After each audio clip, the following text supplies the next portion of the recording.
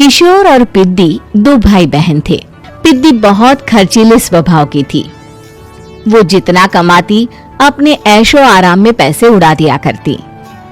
लेकिन किशोर समझदार था, घर को साथ लेकर चलना जानता था। अपनी बहन के जितना कमाता तो नहीं था, लेकिन फिर भी वो किसी तरह घर का खर्च चला लेता था। एक दिन पिद्दी किशोर से कहती है, किशोर, तुम थोड़ा ज्यादा क्यों नहीं कमाते? मेरे दोस्त रोज मेरा मजाक उड़ाते हैं। अरे बहन, मैं कोशिश तो कर रहा हूँ। अच्छा सुनो, अगले महीने रक्षाबंधन है, मुझे सोने का हार चाहिए, इससे कम कुछ भी ना लूंगी। अरे दिला दूंगा बहन। किशोर को पूरी रात नींद नहीं आती। उसके दिमाग में बस ये चल रहा था कि उसकी माली हालत इतनी बिगड़ चुकी है, अब वो सोने का हार कहाँ से लाएगा। अगले दिन किशोर सुबह सुबह घर से ये बोलकर निकल गया कि पिद्दी, मैं गांव से बाहर जा रहा हूँ, कुछ दिन घर नहीं आऊंगा। किशोर ने अपने काम के साथ साथ फेरी में कपड़े बेचने भी शुरू कर दिए, जिससे वो ज्यादा से ज्यादा पैसे कमा सके। रात में वो एक बिल्डिंग की चौकीदारी भी करने लगा। अपने काम से थोड़ा बहुत समय निकालकर बस कुछ घंटे की नींद ले पाता था।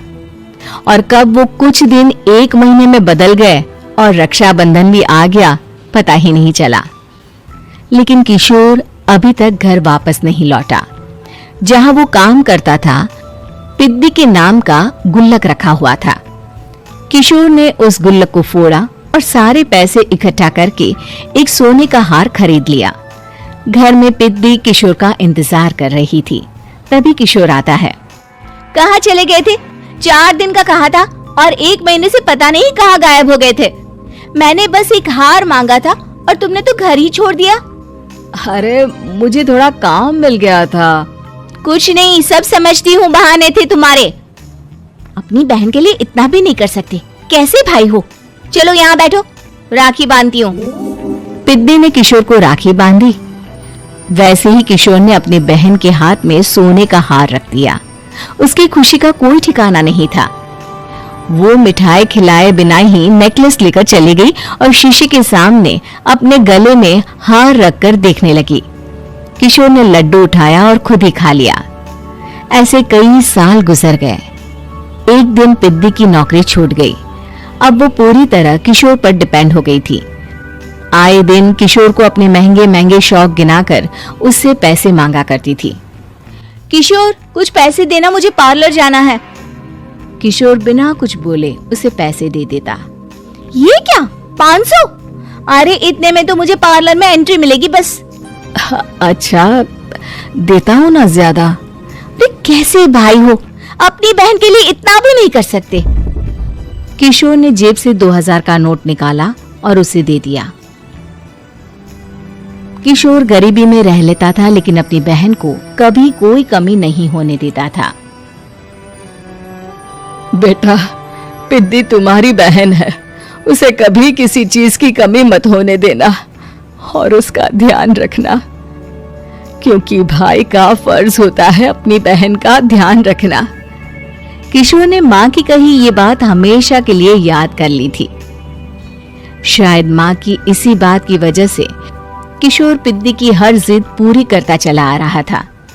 किशोर, आज मैं अपने दोस्तों के साथ पार्टी करने जा रही हूँ, मुझे कुछ पैसे दो ना। किशोर पिद्दी को समझाता है, लेकिन पिद्दी नाराज होकर चली गई और अपने कमरे में सुबक सुबक कर रोने लगी। किशोर अपनी जेब से कुछ पैसे निकालता है और पिद्दी को दे देता है। किशोर खुद कभी अच्छे कपड़े नहीं पहनता, लेकिन पिद्दी को राजकुमारी की तरह रखता। पिद्दी के जाने के बाद किशोर अपने काम पर निकल गया। एक तरफ पिद्दी अपने दोस्तों के साथ मस्ती कर रही थी, तो वहीं दूसरी तरफ किशोर पैसे कमाने के लिए कड़ी मेहनत कर रहा था। कुछ और दिन ऐसे ही बीत गए। एक दिन पिद्दी एक लड़के को लेकर घर आई और उसे किशोर से मिलवाया। किशोर, मुझे इस लड़के से शादी करनी है, लेकिन इनके मम्मी पापा बोल रहे हैं कि उनको दहेज में एक कार चाहिए, तभी वो मेरा और पंकज का रिश्ता कबूल करेंगे। लेकिन बहन, कार खरीदना कोई सब्जी खरीदने के बराबर तो नहीं है। अरे कैसे भाई हो तुम, अपनी बहन के लिए इतना नहीं कर सकते? देखो मैं ज्यादा इंतजार नहीं कर सकती, तुम्हें 1 साल में मेरे लिए कार खरीदनी ही होगी। अच्छा पंकज, एक काम करो, कल तुम अपने माता पिता को घर बुला लो, मैं उनसे तुम्हारे और पिद्दी के रिश्ते की बात कर लेता हूँ। अगले दिन किशोर के छोटे से घर में पंकज और उसके माता पिता आते हैं। बेटा, तुम्हारी बहन ने हमारी शर्त तो बता ही दी होगी। जी बेटा, तुम तो इतने छोटे घर में रहते हो, दहेज कहाँ से लाओगे? मैं अपनी बहन की खुशी के लिए सब कुछ कर सकता हूँ। पंकज और पिद्दी का रिश्ता तय हो जाता है। किशोर अब अपनी क्षमता से 4 गुना ज्यादा काम करने लगता है। सुबह सबके घरों में न्यूज़पेपर फेंकता, दिन में मजदूरी करता और रात में चौकीदारी करता। खूब मेहनत करके किशोर ने अपनी बहन की शादी के लिए पैसे जुटा लिए। उसने अपनी बहन के लिए कार खरीद ली। जब वो पिद्दी के ससुराल वालों से मिलने गया तो उन्होंने किशोर से और पैसों की मांग की। इस बार किशोर हार चुका था। पिद्दी माफ करना, मैं तुम्हारी शादी उस लड़के से नहीं कर सकता। वो लालची लोग हैं, उन्हें सिर्फ पैसों से मतलब है। देखो किशोर, मैं पंकज से ही शादी करूंगी। क्योंकि पिद्दी ने तो किशोर की बात न मानने की जैसे कसम खा रखी थी।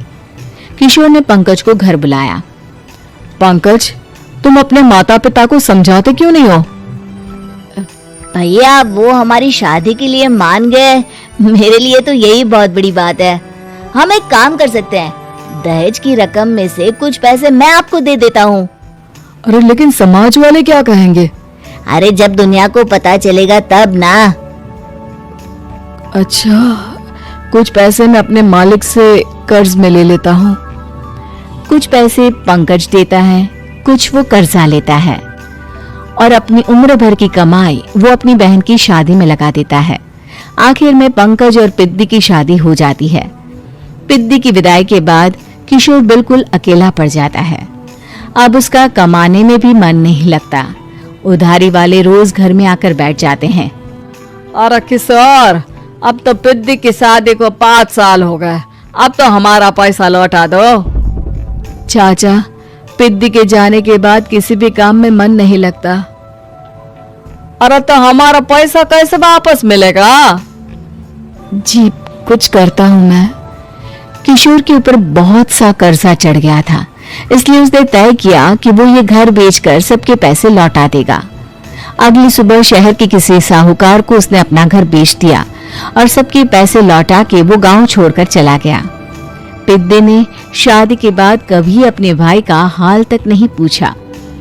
किशोर को फर्क नहीं पड़ता था, बस ससुराल में उसकी बहन खुश है ये जानकर उसे खुद की खुशी मिलती थी और ये सोचकर कि उसने माँ से किया हुआ वादा पूरा कर दिया। तो मेरे प्यारे दोस्तों, कैसी लगी आपको हमारी कहानी? कमेंट करके जरूर बताएं और इसे अपने दोस्तों के साथ शेयर करें। और हाँ, अगर आपने अभी तक हमारे चैनल को सब्सक्राइब नहीं किया तो जल्दी से नीचे लाल कलर का बटन दबाकर सब्सक्राइब करें और बेल आइकन दबाना ना भूलें, ताकि आप ऐसे ही नई मजेदार कहानियाँ देख सकें। तो दोस्तों, तब तक के लिए अपना ध्यान रखिए। धन्यवाद।